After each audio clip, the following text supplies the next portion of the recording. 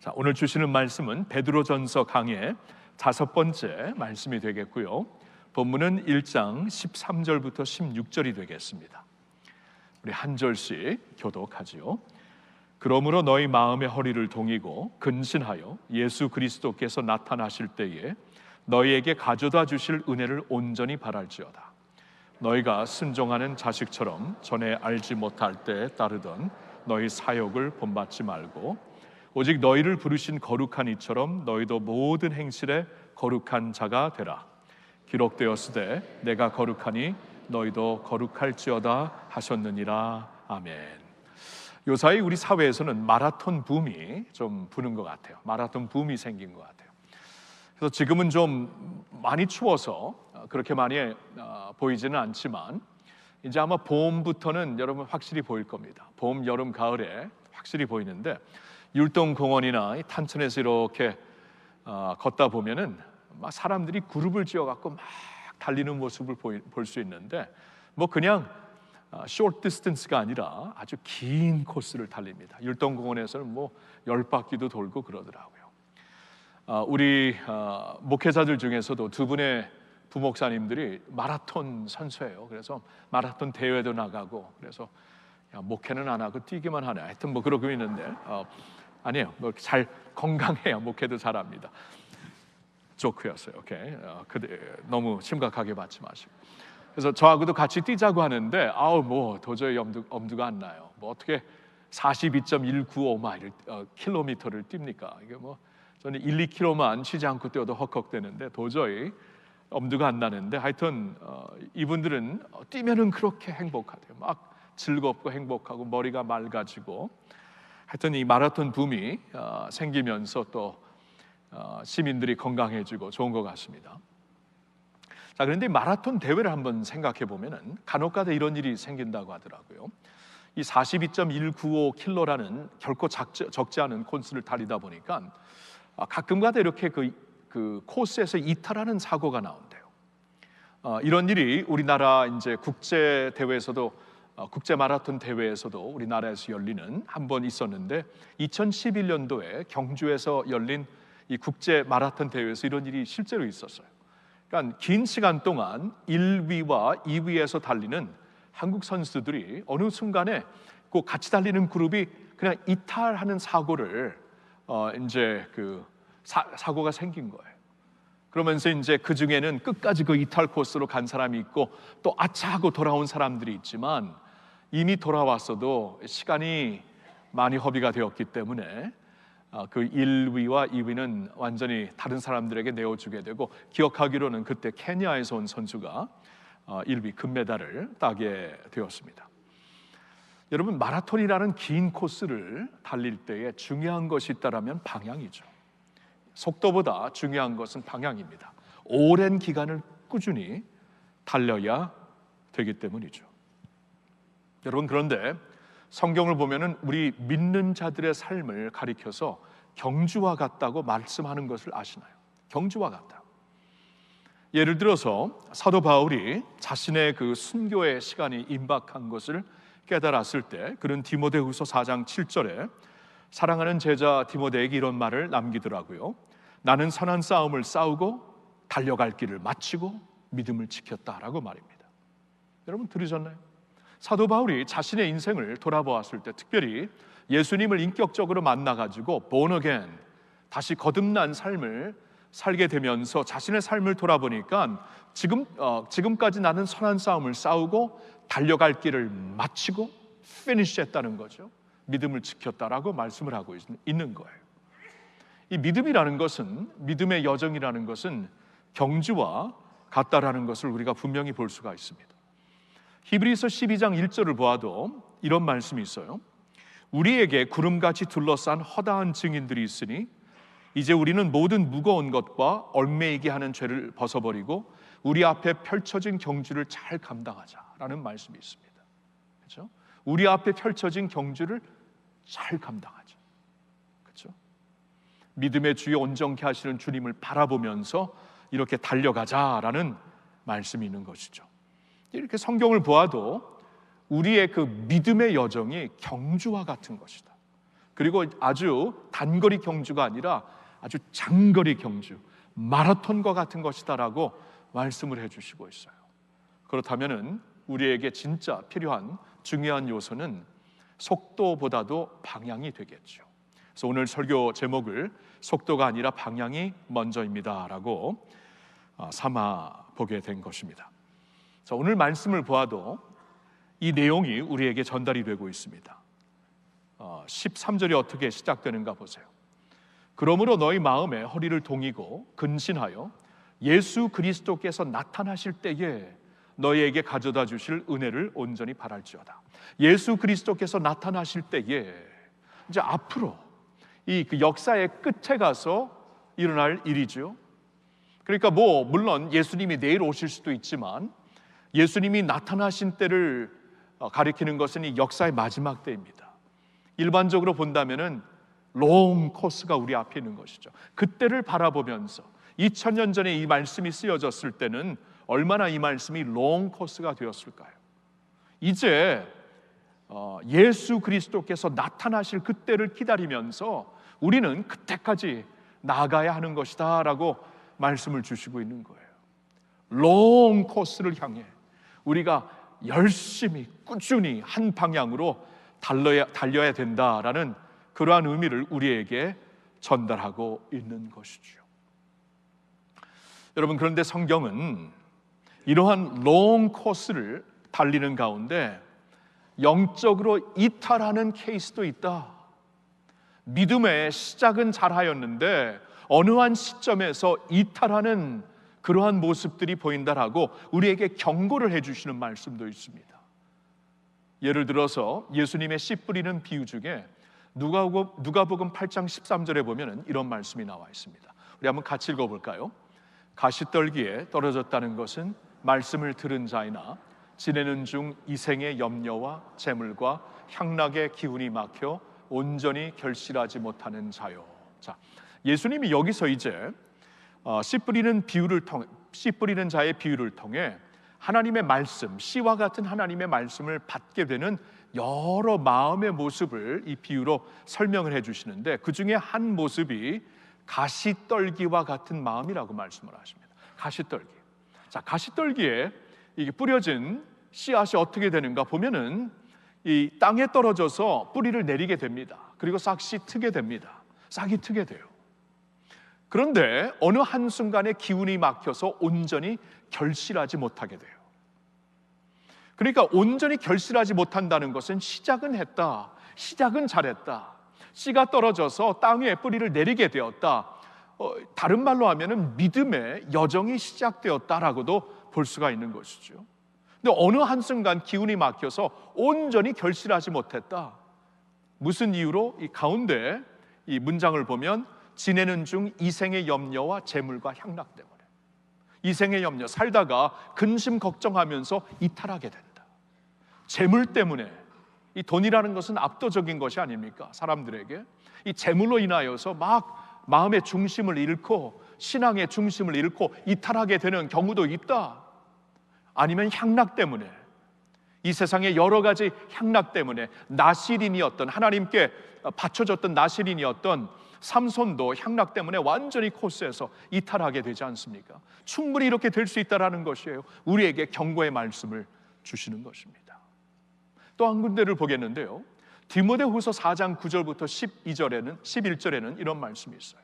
자, 이 말씀은 이제 사도 바울의 마지막 편지, 그리고 이제 내가 떠날 때가 되었다 하고 4장 7절에서 제가 조금 전에 언급을 했는데, 이제 그러한 시점에서 이제 나의 순교의 때가 되었구나라고 깨달았을 때 이제 사랑하는 디모데 제자에게 이렇게 말을 쓰고 있습니다. 너는 어서 속히 내게로 오라. 대만은 이 세상을 사랑하여 나를 버리고 데살로니가로 갔고 그레스게는 갈라디아로, 디도는 달마디아로 갔고 누가만 나와 함께 있느니라. 여러분, 이 말씀은 굉장히 충격적이에요. 왜냐하면 여기서 나오는 사람들은 사도 바울과 함께 선교의 여정을 같이 했던 사람들이거든요. 그러니까 선교사들이었어요. 그러니까 보통 성도가 아니라 이 선교의 열심을 가지고 다르게 표현한다면 뭐 열정을 갖고 달리는 사람들이죠. 스피드를 갖고 달리는 사람들인데, 사도 바울과 함께 주의 나라를 위하여서 모든 것을 바치겠습니다 하고 선교를 시작한 사람들인데, 그 중에 한 사람 데마는 세상을 사랑하여 나를 버리고 갔다. 나머지 그레스게 디도의 경우에는 아마 다른 이유로, 다른 데로 충분한 이유가 있어서 떠난 것 같은데, 데마만큼은 세상을 사랑하여 나를 버리고 떠났다라고 말씀을 하고 있어요. 이거 정신이 번쩍 나게 하는 말씀이 아닙니까? 그때도 그렇고 오늘도 그렇고 선교사 중에서도, 목회자들 중에서도, 교회 중직자들 중에서도 이런 경우가 없지 않다라는 것이에요. 열심히 달리고 잘 시작은 하였는데 어느 한순간에 이탈하게 되었다라는 것입니다. 여러분, 이러한 경고 앞에서 우리는 자신을 돌아봐야 돼요. 우리가 과연 믿음의 주여 온전케 하시는 예수님을 바라보며 얽매이게 쉽게 얽매이게 하는 죄를 벗어버리고 무거운 것을 벗어버리고 달리고 있는가? 제대로 달리고 있는가? 달리다가 이탈하고 있는 그러한 모습에 우리가 서 있지 않는가? 우리 자신을 돌아봐야 된다는 것입니다. 저는 오늘 본문 말씀을 통해서 우리가 이제 끝까지 finish well 하기 위하여, 경주라는 것은 finish 하는 것입니다. 잘 끝내야 돼요. 내가 내 경주를 마치고라고 사도 바울이 고백한 것처럼 경주는 마쳐야 되는 것입니다. finish well 해야 되는 것인데, 어떻게 우리가 끝까지 이탈하지 않고 finish well 할 수 있는가? 오늘 말씀을 통해 두 가지를 여러분들과 나누고 싶습니다. 첫째로는 이것이에요. 받은 은혜를 묵상하고 받을 은혜를 사모하며 사십시오. 받은 은혜를 묵상하고 받을 은혜를 사모하며 사십시오. 여러분, 오늘 본문의 말씀이 그러므로라는 접속사로 시작이 되죠. 그러므로, 여러분 특별히 신약 성경에 그러므로가 나올 때는 그 앞에서 주신 말씀과 연결을 시켜 보셔야 합니다. 지금 앞에서 베드로 사도가 무슨 말씀을 했는가? 1장을 열며, 이 서신을 열면서 1절부터 12절까지 지금까지 이 성도들에게 전한 말씀은 예수 그리스도 안에서 하나님이 우리에게 부어주신 은혜에 대한 말씀이었어요. 은혜에 대한 말씀. 2절에서는 이제 하나님이 우리를 택하셨다. 하나님이 우리는 택함을 받은 자들이다. 그냥 구원받고 그냥 예수 믿는 자들이 아니라 하나님의 섭리 가운데 택함을 받은 자들이다. 이게 은혜이죠. 3절부터 5절까지는 예수 그리스도 안에서 우리에게 또한 산소망이 주어졌다. 산소망. 세상에서 있다가 없어지는 소망이 아니라 산소망, 부활하신 예수님으로 말미암아 우리에게 썩지 않고 더럽지 않고 쇠하지 않는 하늘의 유업을 주시면서 우리에게 산소망을 주신 은혜에 대해 말씀을 해주셨고, 6절부터 9절까지는 세상이 알 수 없는 영광스러운 기쁨, 영광스러운 즐거움의 기쁨, 이 기쁨을 우리가 누리면서 살 수 있는 이 은혜에 대해 말씀을 해주셨고, 그리고 10절부터 12절까지는 구약 성경을 쓴 선지자들도 한때 흠모하였고, 오늘날 천군, 영의 세계의 모든 천군 천사들도 흠모하며 보고 있는 우리의 구원, 예수 그리스도 안에서 우리에게 주어진 이 구원을 베푸신 하나님의 은혜에 대해 말씀을 쓰셨잖아요. 그러니까 이 모든 은혜에 대한 말씀을 연결시켜 주시는 말씀입니다. 그러므로 이 엄청난 은혜, 놀라운 은혜, 하나님께서 우리를 만세전부터 택하시고 예수 그리스도 안에서 산소망을 주시고 세상이 알 수 없는 영광스러운 즐거움의 기쁨을 허락하시고 천군 천사들도 흠모하는 구원을 허락하신 이 놀라운 은혜와 연결되어 이 은혜를 갖고 있는 자들에게 말씀을 주시는 것인데, 그런데 아직 우리에게 주어지지 않은 은혜가 여전히 있다라고 말씀을 하세요. 그렇죠? 지금까지 허락하신 은혜도 정말 말할 수 없는 은혜인데 아직 앞으로 주실 은혜가 우리에게 분명히 더 있다 말씀을 해주시는 거예요. 그래서 13절을 다시 보면 그리스도께서 나타나실 때에 너희에게 가져다 주실 은혜를 온전히 바라라 라고 말씀을 하고 있죠. 지금까지 주신 은혜 분명히 많고 분명히 충만하지만, 그 은혜면 충만합니다라고 우리가 고백할 수 있지만, 아직 우리가 받지 않은 은혜, 예수 그리스도께서 다시 오실 때 우리에게 가져다 주실 그 은혜. 성경을 보면 그 은혜를 가리켜서 주님께서 친히 준비하신 의의 면류관 우리에게 씌워 주실 것이다. 그리고 하늘의 상급이 우리에게 주시고자 하는 하늘에 예비하신 하늘의 상급을 주실 것이다. 이 모든 것을 은혜라고 말씀을 하시는 거예요. 이 은혜가 기다리고 있다. 이 모든 것을 바라보면서 살라 말씀을 하시는 거예요. 여러분, 특별히 이 말씀을 하시면서 이러한 표현을 하고 있죠. 13절을 다시 보시면은 너희 마음의 허리를 동이고 근신하여. 마음의 허리를 동이고, 이게 무슨 말씀입니까? 여러분, 이 시대에 사람들이, 그 성인들이 입었던 옷들은 로브죠. 로브, 이렇게 긴, 오늘도 팔레스타인이나 중동에 가보면 이렇게 로브를 입잖아요. 긴 외투를 입잖아요. 그 긴 외투를 입고 무슨 액션을 취할 수가 있습니까? 못하죠. 그럴 때마다 이제 허리를 동여야 돼요. 무슨 끈을 가지고 허리를 동여가지고 무슨 가든 워크를 한다던가 무슨 짐을 나르다던가 그 옷을 가지고는 일을 할 수 없기 때문에 허리를 동여야 되는데 그 말씀을 하시, 그 표현을 사용하시는 거예요. 마음의 허리를 동이고, 마음을.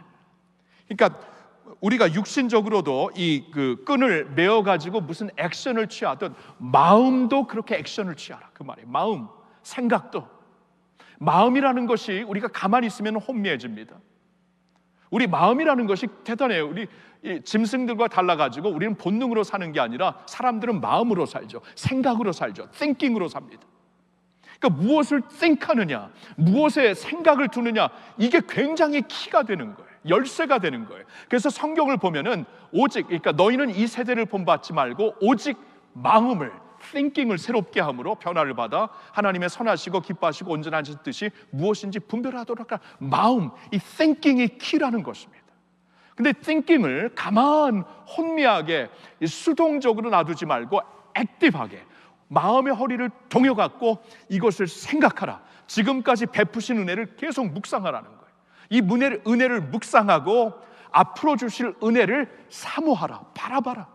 이 은혜를 묵상하고 앞으로 주실 은혜를 사모하면서 이 은혜 가운데 이 한길을 갈 수 있다라고 말씀을 하시는 거예요.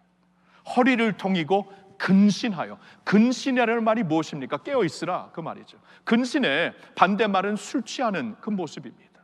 술 취하게 되면 우리의 생각이 혼미해지죠. 혼미해집니다. 세상에 우리가 가만히 있으면 혼미해지게 되어 있어요. 세상의 뉴스를 계속 봐보세요. 나중에는 혼미해지면 머리가 아픕니다. 인터넷 계속 보세요. 드라마 계속 보세요. 나중에 벙해집니다. 그렇죠? 그런 혼미해진 상태에서 깨어나라, 근신하라. 세상이 너를 가만두지 않을 것이다.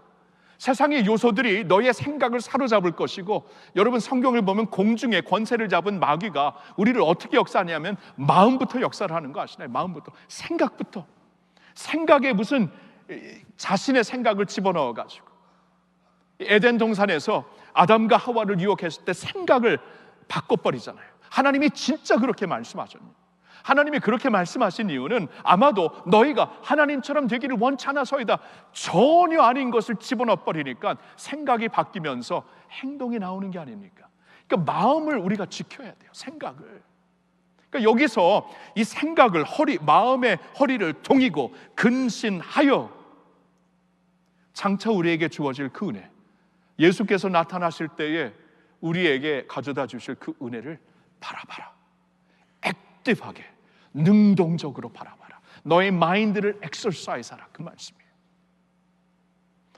그래서 저는 이 말씀을 묵상하면서 주신 은혜를 능동적으로 항상 묵상하며 주실 은혜를 항상 능동적으로 사모할 때 은혜 가운데 서서 우리가 그 코스를 끝까지 달릴 수 있는 것이구나, 이런 말씀으로 와닿더라고요. 저희 그 손녀딸을 보니까 이 친구가 이 그 선물을 받을 때 이 얼굴이 너무너무 예뻐요. 이 선물을 받으면 막 눈이 땡그레지고 이게 동그래지는 걸 넘으면 땡그레진다 그래. 눈이 땡그레지고 얼굴에 빛이 나고, 그 안에 무슨 선물이 들었던 상관없어요. 포장지를 보는 순간 이 포장지를 하나씩 뜯으면서 그렇게 기뻐해요. 새로운 선물이 무엇일까 기대를 하는 것이죠. 기대. 여러분, 예수님이 이런 말씀을 하셨어요. 하나님의 나라는 어린아이와 같은 자에게 주어진다. 어린아이와 같은 마음을 가지라는 거예요. 그 중에 하나가 뭐냐면 기대입니다. 기대. 지금까지 주신 은혜 너무나 감사하고 감격스럽죠. 근데 거기서 끝나는 게 아니에요. 기대를 하라. 새로운 은혜를 주신다. 그 은혜가 아침마다 새로우니 주의 성실함이 크도소이다 하고 예레미야가 에가서에서 찬송을 하고 있지 않습니까? 아침마다 새로워요. 그리고 주님이 다시 오실 때 지금 우리가 상상할 수 없는 그러한 은혜, 이 하늘의 상급 그리고 의의 면류관의 은혜를 우리에게 주실 거예요.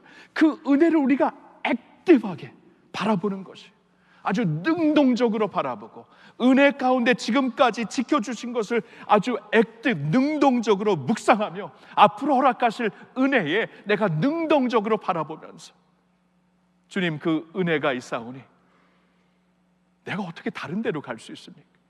베드로가 그러죠. 예수님이 사람들이 다 떠났을 때 너희도 떠나지 아니할 거냐. 베드로가 제자들을 대표해서 생명의 말씀이, 은혜의 말씀이 당신에게 있는데 우리가 누구에게로 가겠습니까? 우리가 누구에게로 갈 수 있습니까? 그러니까 은혜를 붙잡는 자들, 은혜의 생명을 붙잡는 자들은 이탈할 수가 없어요. 은혜가 있기 때문에 여러분 이 은혜 안에서 강건하시기를, 은혜 충만하시기를 예수님의 이름으로 축원합니다. 두 번째로 오늘 주시는 말씀은 이거예요. 하나님의 자녀로서 거룩한 삶을 추구하십시오. 거룩한 삶을 추구하는 것이 또한 우리가 한 길, 예수님의 길, 좁은 길, 높은 길을 꾸준히 갈 수 있는 키가 되는 것입니다. 하나님의 자녀로서 거룩한 삶을 추구하십시오. 거룩한 삶. 여러분 오늘 말씀을 한번 볼까요? 오늘 말씀을 보면은 14절 15절 이렇게 말씀하고 있습니다. 너희가 순종하는 자식처럼 전에 알지 못할 때 따르던 너희 사욕을 본받지 말고 오직 너희를 부르신 거룩한 이처럼 너희도 모든 행실에 거룩한 자가 되라. 자, 대조하면서 주시는 말씀입니다. 너희가 순종하는, 지금 이제 하나님의 자녀가 되었으니 하나님을 순종하는 자녀들처럼 전에 알지 못할 때 따르던 너희 사욕을 본받지 말고 오직 너희를 부르신 거룩한 이처럼 너희도 모든 행실에 거룩한 자가 되라. 대조하시면서 주시는 말씀인데 여기서 특별히 주목하고 싶은 한 워드가 있어요. 그 단어가 있는데 14절의 마지막 부분에 본받는 겁니다. 본받지 말고 이렇게 또 이것을 본받아라. 이 본받으라는, 이 본받지 말라는 이 말씀이 영어로 보니까 do not conform으로 나와요. conform. 그러니까 무슨 말입니까? 영어로 conform 한다는 것이 그 모습으로 빚어진다, 그 모습이 되어간다, 그 말이죠. 그러니까 우리가 이 세상에 살면서 우리의 사욕을 따라, 우리의 정욕을 따라 어느 한 그 옵션을, 이 초이스를, 정욕을 따라 내가 선택을 할 때 그것이 그냥 한 번의 실수로 끝나는 게 아니라 그러한 삶을, 그러한 그 옵션, 그러한 내 택함을 통해 내 안에 이 세상의 그 사욕이 컨폼 된다. 세상의 모습이 내 안에서 빚어지는 것이다. 그러면 반대로 우리가 세상에 있는 사욕과 정욕을 따르지 않고 하나님을 따르면은, 이 하나님이 말씀하시는 거룩한 길을 내가 따르면은 그냥 도덕적으로 따르는 것을 넘어가지고 우리는 하나님께 컨폼 되는 것이다. 하나님의 모습으로 이제 빚어지는 것이고 만들어지는 것이다. 그런 말씀이에요. 그러니까 이 거룩이라는 것이 어떠한 도덕적인 의미에서 주신 것을 넘어가지고 거룩이라는 것은 우리의 삶의 이 본질을 가리키는 것입니다. 삶의 정체성을 가리키는 것이고 삶의 방향성을 가리키는 것이에요. 그래서 지금 베드로가 이 말씀을 하는 게 아닌가. 이제 언젠가 다시 오실 예수 그리스도의 그 은혜를 바라면서 액티브하게, 능동적으로 바라면서 살아라. 그러면서 곧바로 주시는 말씀이 거룩한 삶. 이게 같이 가는 것이에요. 그것을 바라보며 사는 것과 거룩한 삶을 내가 선택하여 사는 것이 같이 가는 이유는, 그 이유는 이 거룩이라는 것이 세상 스타일인가 하나님 라이프 스타일인가 이 둘 중에 하나를 선택하는 어떠한 도덕적인 그러한 그 선택권을 넘어가지고 내가 누구에게 컨폼 되는가, 누구를 닮아가는 것인가, 누구의 모습으로 빚어지는 것인가, 이러한 의미가 있다라고 말씀을 해주시는 거예요. 이 거룩이라는 것이 그런 뜻입니다. 여러분, 이 면이 어디에서 굉장히 잘 설명이 되고 있냐면 우리가 얼마 전에 같이 읽었던 레위기에서 너무나 명확하게 설명을 해주시고 있어요. 레위기 18장 1절부터 4절의 말씀 제가 한번 쭉 읽을게요. 여호와께서 모세에게 말씀하여 이르시되 너는 이스라엘 자손에게 말하여 이르라. 나는 여호와 너희의 하나님이라. 너희는 너희가 거주하던 애굽 땅의 풍속을 따르지 말며 내가 너희를 인도할 가나안 땅의 풍속과 규례도 행하지 말고. 자, 이 3절을 한번 잠시 봅니다. 지금 하나님이 조금 전에 애굽 땅에서 400년 이상을 살았던 당신의 백성들을 지금 인도해 내시지 않았습니까? 근데 하나님이 이제 무슨 말씀을 하시냐면 내가 너희를 애굽에서 이렇게 인도해 낸 것은 그냥 그 육신적으로만 빠져나오라, 몸으로만 나오라 하고 인도해 낸 것이 아니라 너희의 그 삶의 패턴, 너희의 그 정신 자체도 거기서 나오라고 인도한 것이다라고 말씀을 하는 거예요. 그러니까 정신이 따라 나왔기 때문에, 삶의 패턴이 따라 나왔기 때문에 애굽 땅의 풍속을 이제는 더 이상 따르지 말아라. 근데 여기서 스톱하시지 않고 더 나가십니다. 이제 내가 너희를 인도할 가나안 땅의 풍속과 규례도 행하지 말라. 아니, 이곳으로 가게 되면 그곳의 풍습과 그곳의 어떤 가치관을 따라 사는 것은 당연한 게 아닙니까? 우리는 그렇게 생각할 수 있지만 하나님은 아니라고 하십니다. 나온 곳의 풍습도 따르지 말고 앞으로 갈 곳의 풍습도 따르지 말아라. 풍습을 따르는 것이 그 삶 안에 컨폼 되는 것이다. 그 가치관 안에 빚어지는 것이다. 그 삶의 패턴에 빚어지는 것이다. 이것은 그냥 이것저것 초이스 중에 하나, 선택권이 아니라 그걸 넘어갔고 컨폼 되는 것이다. 그러니까 그 땅의 풍습과 규례도 행하지 말라. 너희는 내 백성이다. 나를 따르라 하고 말씀을 하시면서 4절에 이렇게 말씀을 하십니다. 4절을 같이 읽어볼까요? 너희는 내 법도를 따르며 내 규례를 지켜 그대로 행하라. 나는 너희의 하나님 여호와이니라.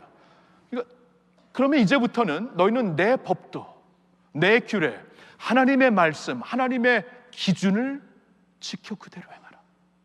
이게 거룩이에요. 거룩이라는 것이 이제 나는 하나님께 속한 사람이기 때문에 하나님의 말씀과 하나님의 기준을 이제 따릅니다. 이 기준을 따를 때 내가 그 안에서 컨폼 되는 거잖아요. 풍습을 따를 때 그 안에서 컨폼, 빚어지는 것이잖아요. 어디에 빚어지는가? 이게 이제 키다. 너는 이제 나의 기준에 빚어지는 사람들이 되어야 한다. 그리고 마지막 저 문장, 나는 너의 하나님 여호와이니라. 이게 레위기서의 열쇠와 같은 말씀입니다.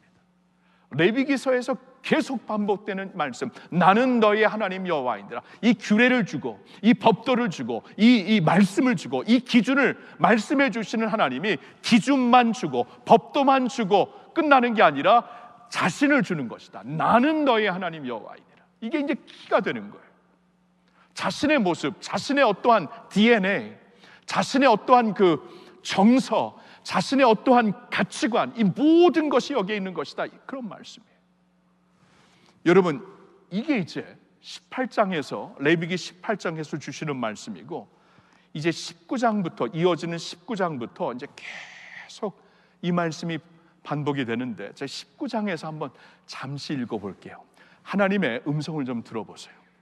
여호와께서 모세에게 말씀하여 이르시되 너는 이스라엘 자손의 온 회중에게 말하여 이르라. 너희는 거룩하라. 이는 나 여호와 너희 하나님이 거룩함이니라. 너희 각 사람은 부모를 경외하고 나의 안식일을 지키라. 나는 너희 하나님 여호와이니라. 너희는 헛된 것들에게로 향하지 말며 너희를 위하여 신상들을 부어 만들지 말라. 나는 너희의 하나님 여호와이니라. 너희가 너희의 땅에서 곡식을 거둘 때에 너는 밭 모퉁이까지 다 거두지 말고 내 떨어진 이삭도 줍지 말며 내 포도원의 열매를 다 따지 말며 내 포도원에 떨어진 열매도 줍지 말고 가난한 사람과 거류민을 위하여 버려두라. 나는 너희의 하나님 여호와이니라.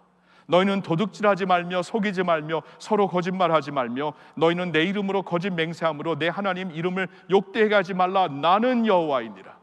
너는 내 이웃을 억압하지 말며 착취하지 말며 품꾼의 삭슬 아침까지 밤새도록 내게 두지 말며 너는 귀먹은 자를 저주하지 말며 맹인 앞에 장애물을 놓지 말고 내 하나님을 경외하라. 나는 여호와이니라. 여러분, 이 하나님의 그 가슴을 좀 읽으시겠어요? 이런 말씀을 계속 주시면서 이거 있잖아요. 그냥 너희가 따라야 되는 도덕이야, 새로운 도덕이야, 새로운 어떠한 룰이야, 이 정도가 아니잖아요. 세상을 이렇게 살지 않지만 너희는 이렇게 살아라. 여러분, 세상에서 누가 자기 밭에서 곡식을 거두다가 떨어진 것이 있으면 안 줍는 사람이 어디 있습니까? 너는 줍지 말아라. 가난한 자들, 거류민들을 위해 놔둬라. 동물들을 위해 놔둬라. 나는 너의 하나님 여호와이니라. 이게 하나님의 마음이다. 세상에서 찾을 수 없는 이 하나님의 마음을 너희는 행실로, 너의 삶으로 보여라. 그러니까 이 거룩이라는 게 이런 뜻이에요. conform 하는 거예요. conform. 누구에게, 무엇에게 conform 하느냐, 무엇에 빚어지는가. 내가 하나님의 말씀을 따라, 주님의 그 기준을 따라 살 때마다 하나님께 conform이 되는 거예요. 나는 너의 하나님이다. 나의 마음이 여기 있다. 나의 그 정서가 여기 있다. 나의 value가 여기 있고 나의 DNA가 여기 있다. 그런 말씀이에요. 성경을 보면 참 감동이 되는 예화가 많아요. 성경에서 예화를 많이 그래서 사용하는 편인데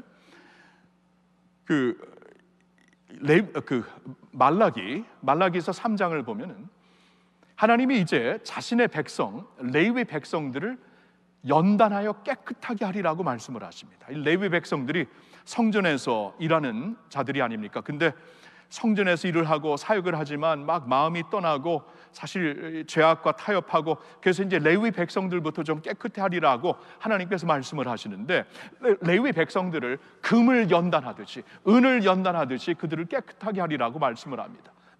그리고 자신은 그 앞에 앉아 있으리라 말씀을 하세요. 그 앞에 앉아 있으리라.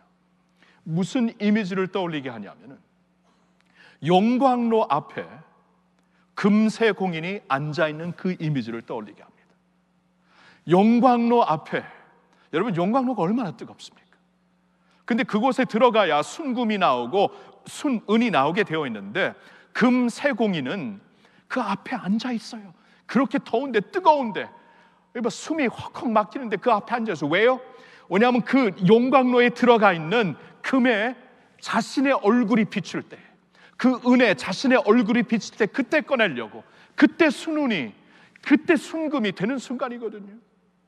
자신의 얼굴이 비칠 때 빼내리라. 더 이상 기다리면 망가지기 때문에 그때를 기다리시는 거예요. 하나님께서 그 예화를 주십니다. 당신의 백성들을 깨끗하게 하리라, 거룩하게 하리라. 이게 무슨 말입니까? 궁극적으로 이것은 자신의 얼굴을, 자신의 그 이미지를 우리에게 빛내게 하리라, 그 말씀이에요. 이렇게 생각을 하니까 이 거룩이라는 것이 너무나 감격스러워요. 막 무겁고 버겁고 이렇게까지 살아야 되는 게 아니고, 하나님께서, 나의 아버지가 되시는 하나님께서 당신의 모습을 내 안에 이렇게 새기려고 하시는 것이구나. 내가 하나님의 모습으로 컨폼되게 하시는 것이구나. 너무나 버겁고 벅찬 말씀이에요. 이렇게 우리가 살아갈 때 세상의 풍습과 규례와 정력과 사욕을 따라 살지 않고 하나님의 말씀, 하나님의 기준을 따라 내가 무슨 일을 하더라도, 그렇죠? 이렇게 안식일을 지키고 부모를 공경하고 다 말씀하시고, 레위기를 보니까 일상의 모든 면에서 하나님의 말씀을 따라 내가 실천하고 살 때 하나님의 모습으로 빚어지고 바뀌어지는 우리가 되는 줄로 믿습니다. 그렇죠? 삶이에요, 삶. 어떠한 도덕이 아니라 삶이에요. 삶의 근본이고, 삶의 본질이고, 삶의 정체이고, 삶의 방향입니다. 그래서 베드로는 지금 이제 장차 오실, 마지막 때 오실 예수님이 그때 가져다 주실 은혜를 바라면서 살라 하시면서 곧바로 이 세상에 모든 풍습에 컨폼되지 말고 하나님께 컨폼되어라.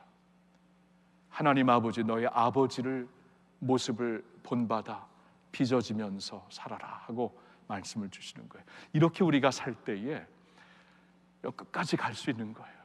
주님의 길에서 벗어나지 않고 이탈하지 않고 끝까지 갈 수 있는 겁니다. 사랑하는 성도 여러분, 우리 주님의 섭리 가운데 한 지체가 되었어요. 한 식구가 되었어요. 오늘 또 그동안 새로 오신 새 가족들과 환영회를 가질 텐데 이렇게 한 식구가 되었다라는 것은 엄청난 축복이죠. 한 식구가 되었으니 우리 같이 끝까지 이 길을 가야 되지 않겠습니까? 낙오자가 생기면 어떡합니까? 이탈자가 생기면 어떡합니까? 그럴 수가 없다라는 거예요.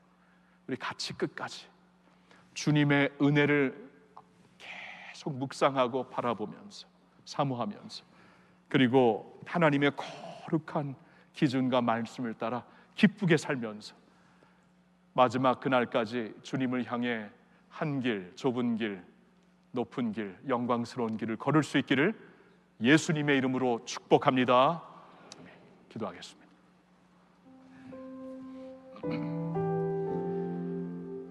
하나님 아버지, 우리 앞에 정말 놀라운 경주를 펼쳐주시고 이제 나와 함께 걷자, 나와 함께 달리자 말씀해 주시니 감사합니다.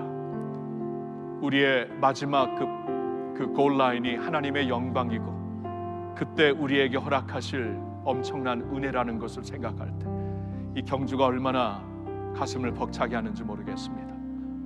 하나님, 그러나 이 세상을 살다 보니까 이 생의 근심, 재물, 향락 때문에 중심을 잃을 수도 있고, 그 밖에 나의 정욕, 나의 사욕 때문에 중심을 잃고 코스에서 이탈할 수 있다는 것을 깨닫습니다. 하나님, 그래서 오늘 우린 간절히 원합니다. 간절히 바랍니다. 우리에게 은혜를 부어주시어서 은혜의 사람들로 만들어 주시어서 지금까지 허락하신 은혜를 늘 능동적으로 묵상하며 살게 해주시고, 앞으로도 허락하실 아침마다 새로울 그 은혜를 기대하며 살게 해주시고, 예수님이 다시 오시는 날 우리에게 허락하실 의의 면류관과 하늘의 상급을 기대하며 어린아이처럼 기대하며 살 수 있는 저희들 되게 하여 주시옵소서. 그리고 아버지, 너희는 이 세상에 살고 있지만 세상에 속한 자가 아니다. 세상의 사욕과 정욕을 따라 살지 말고 이 생의 근심과 재물과 향락 때문에 흔들리지 말고 나와 함께 가자.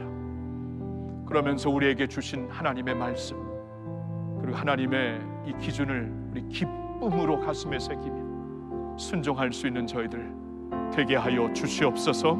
함께 거룩한 길을 걸으며 하나님의 모습, 예수 그리스도의 형상이 우리 안에 빚어지어서 주님과 함께 끝까지 이 길을 걸을 수 있는 마지막 순간, 나는 선한 싸움을 싸우고 달려갈 길을 마치고 나는 믿음을 지켰습니다, 우리도 고백할 수 있는 주님의 자녀들 되게 하여 주시옵소서. 할렐루야.